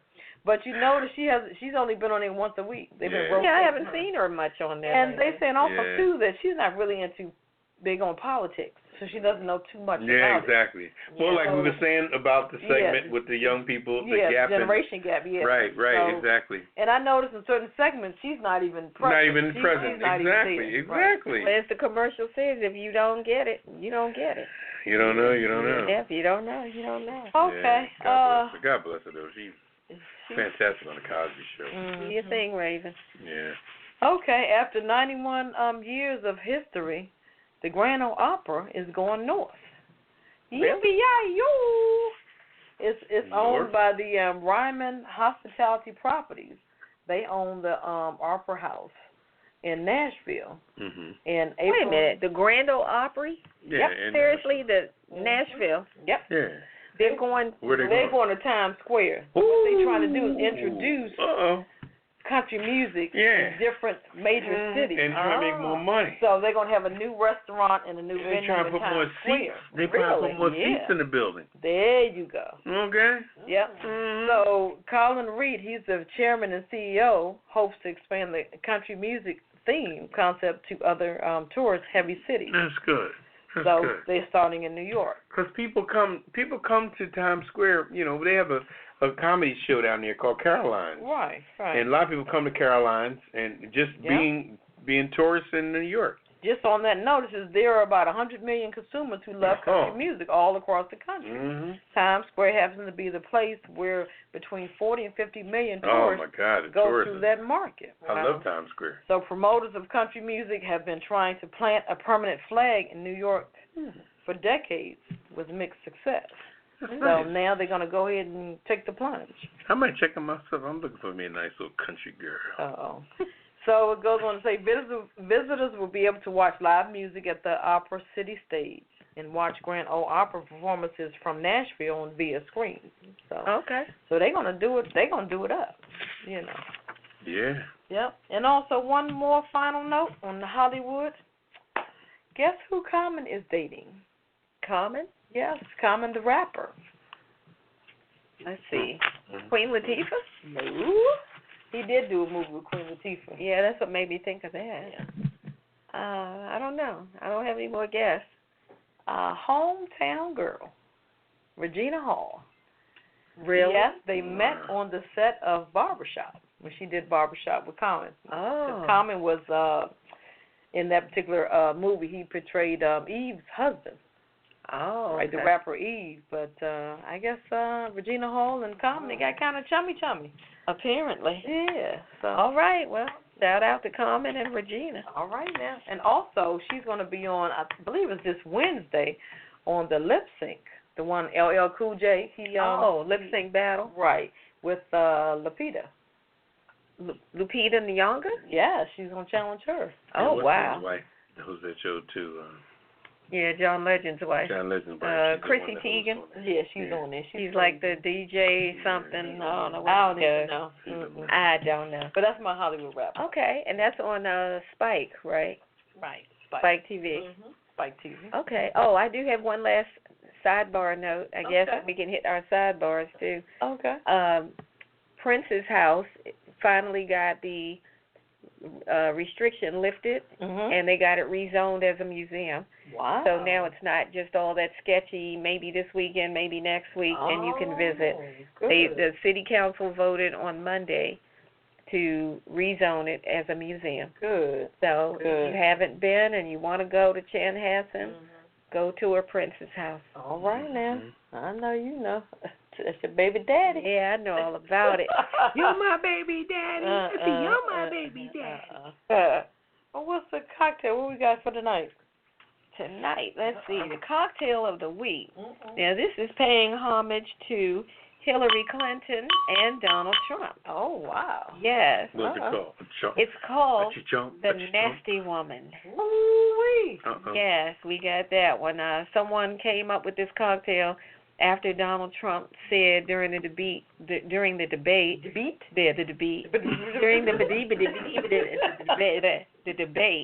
that Hillary was a nasty woman. Really? So someone came up with this cocktail and named it the Nasty Woman. What does it consist of? And what's in a Nasty Woman cocktail, that is, is 3 parts of silver tequila made by those bad hombres of Mexico. Hombre. 2 parts cherry juice for sweetness and 1 part fresh lime juice to give it some tart. Put all of that in a shaker with ice, shake it up, pour it over some fresh ice in a glass, and then top it with a sparkling wine or a sparkling limeade, whichever you prefer. Garnish with a lime wedge, and you've got yourself a nasty woman in a glass. Shut up. This drink is a little sweet, a little tart, and 100% nasty. Sip this while watching Janet's videos. Full effect. And watching Crazy Donald Trump, right? You don't want to watch that. It's going to be on our website, apajamaparty.com. Yeah. Or you can call us tonight and give us your nasty version of your cocktail, 914-803-4306. And press 1. Get into the queue so we can hear from you. We still got a few minutes to go. Give us a call. Let's see. We had a couple of footnotes. Let's see. Yeah, one was the gentleman at the Philadelphia 76ers game. I know that. This guy here, Russell Westbrook, who is probably going to be the MVP this year. Very good basketball player for the Oklahoma City Thunder.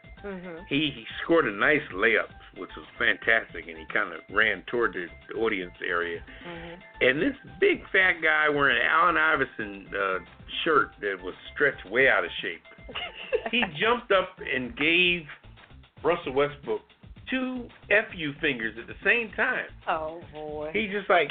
He sure did. He double flipped. He must have double flipped them off. And Russell Westbrook was like, what the hell? What the hell? What did he deserve that? He was probably drunk. He's probably drunk. Probably. And come to find out he's a doctor. Really? Yeah. I mean, like we were saying earlier about the privilege of people. These people sit in their cars and they get their drink on. If most people think that's what black folks do. Okay, give me a break there again with a stereotype. Everybody sits and gets their head right before they go into a game. Okay? If you look at the, what do you call that? The tailgating. Everybody's out there tailgating. The whole world is doing everything. We all doing the same stuff when we go home. Either you getting screwed by Xfinity or Verizon. or DirecTV or DirecTV. When you pull your phone out, either you're getting screwed by T-Mobile, Verizon, AT&T, whatever, Boost Mobile, whatever. We all doing the same thing. I don't understand why people are categorizing races with what's happening. We're all doing the same crap. Right. When you go home, you do the same thing. We all eventually, even though we got a bed, we all lay down on that damn couch every now and then. I got a bed, but damn, that couch feels good. You know what I mean? That's just what we do. You know what I mean? We wash dishes. We leave dishes in the sink until morning. We soak it. Okay, let that washing powder clean them, whatever. Anyway. Now, we're going to get off that soapbox and get to the kisser list. What's the kisser list, Bob? Kisser list is the list that we give of people every week that then showed their butt and did their thing. And we have a song for them, but we're going to mention who's on the kisser list and who showed their butt and who carried on. And this is the kisser list, whoever showed out. Newt Gingrich. What? Yeah, he was with my girl Megyn Kelly. Oh, yeah, that was crazy. She's fine as hell, too. Anyway, for accusing Megyn Kelly on Fox News for being obsessed and fantasizing about sex because she always said, she says that Trump's a sexual predator, so he said, you're obsessed with sex. And she was like, no, you didn't. I wouldn't fuck your fat ass. Anyway, I'm in therapy. Excuse me for saying that. Anyway, Italian Republican Senator Mark Kurz. His Democratic opponent, who was born in Thailand, came to the U.S. fort in the military, lost both his legs. Her legs. Both her? Oh, her was a lady. Yeah, it's a woman. Mark? No, the lady from the Philippines, Thailand. I mean. Okay, that's Mark is okay. I'm sorry. Mm-hmm. Mark is a Democratic opponent. Okay, all right. She's from Thailand. She earned a Purple Heart. She spoke about her military background and her family line going back to Revolutionary War during a town hall. And Senator Kirk said, "Oh, I forgot that your family came all the way from Thailand to serve George Washington." Yeah, he was trying to make a smart remark, or I guess he thought he was being funny. Right. But she was saying that her family had served in the military since all the way back to the Revolutionary War. Mm-hmm. And then he says, "Oh, I forgot. Your family came all the way from Thailand to serve with George Washington." No, he did. And then he had to later come back and apologize because people jumped on his dumb behind. Yeah, he needs to get a radio show. Yeah, well, we put him on the kiss get away with that. Mark Rubio for saying he's voting for Trump because of Hillary. What? He was saying he's going to vote for Hillary because he agreed with, he has less disagreement with Trump than he does with Hillary. Okay. So that's why he's voting for Trump. Okay. Even though he came out and said he was not with Trump. I know. Then he came back later and they said, "Well, are you going to vote for him?" He was like, "Well, yes, I am." Oh, no. Wow. Like, dude, you're full of crap. They all are, believe me. Fox News Network for continuously proving how sexist they really are. Mm-hmm. Donald Trump proclaiming he's going to sue NBC for leaking these tapes about all the women accused of sexual conduct. Donald Trump again for referring to the inner cities where blacks live in the ghetto and promising a new deal for African Americans when he becomes president. I'm going to take care of you guys. Yeah. Okay. Anyway, Justice Clarence Thomas for being accused of groping attorney, what's her name, Mariah Smith in 1999. She told her story last week, but why didn't she come out with Anita Hill and help her out? I don't know. Because she was a white woman, right? And she didn't want to team up with the white sister. Okay, the Pentagon? Yep, Pentagon. They're trying to make veterans pay back bonuses they receive for re-enlisting. What? Kanye West for saying he will boycott the Grammys if Frank Ocean is not nominated. He's a crazy. University of Texas who cares if he called Young Conservatives of Texas for holding a affirmative action bake sale. We talked about that earlier already. Charge different people different prices. Yeah. Facebook for allowing advertisers to exclude who they see are not part of their ads. Like, we won't sell that to black folks because black folks don't eat, what do you call it, little stuff, fish eggs, what do they call it, caviar. So the caviar people will not be advertising to black folks. Anyway, this song is for you. Everybody on the Kiss It list. Kiss my entire ass. Kiss my Irish ass. You better kiss my Irish ass. This world can kiss my ass. Kiss my ass. You can just kiss my ass. Baby, you can just kiss my ass. Oh, you can kiss my country ass. I said if you got a problem with any of that, you can kiss my natural born redneck to the bone, ever-loving country ass. That's right.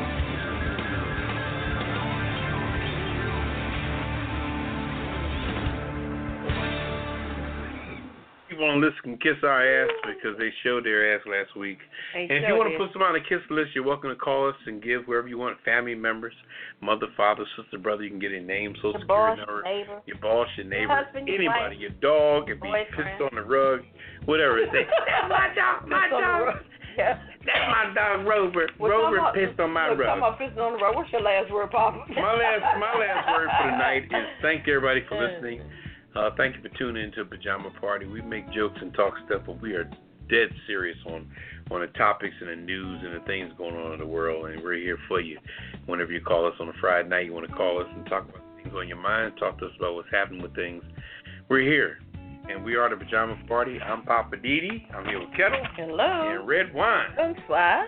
And my last word is I just want to say shout out to the Chanhassen City Council who voted to make Prince's home a museum. shout out to them. We appreciate that so much. Mm-hmm. And, I hope everybody gets a chance to take that trip. Yeah, go take out a there trip, and check fly it to out. Minnesota and go see Prince and check out the, what's the name of that mall? The Mall of America. Mall of there. America's there also. So Big mall. Big old mall. If you like to shop, you'll love this. Yeah. And thanks for listening. Thanks for hanging out with us. Be sure to check out the website, apajamaparty.com, and tell a friend about us. We appreciate it. Much obliged.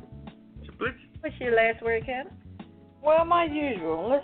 Thanks to our old listeners, new listeners, and future listeners. We really appreciate you listening to us tonight, each and every Friday night at 9 p.m. I'm not going to go into the time zones. Papa, he's good at that. But every Friday night at 9 p.m.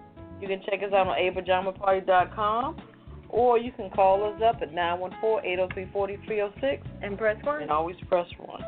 Also, this week coming up, folks, we got to vote. Want to make a difference on what's going on in our world, our society, and in our community. We have to vote. That's right. And like Steve Harvey does say, he says we have to vote from the bottom to the top. That's right. Okay. So, from our small folks to the big folks. That's right.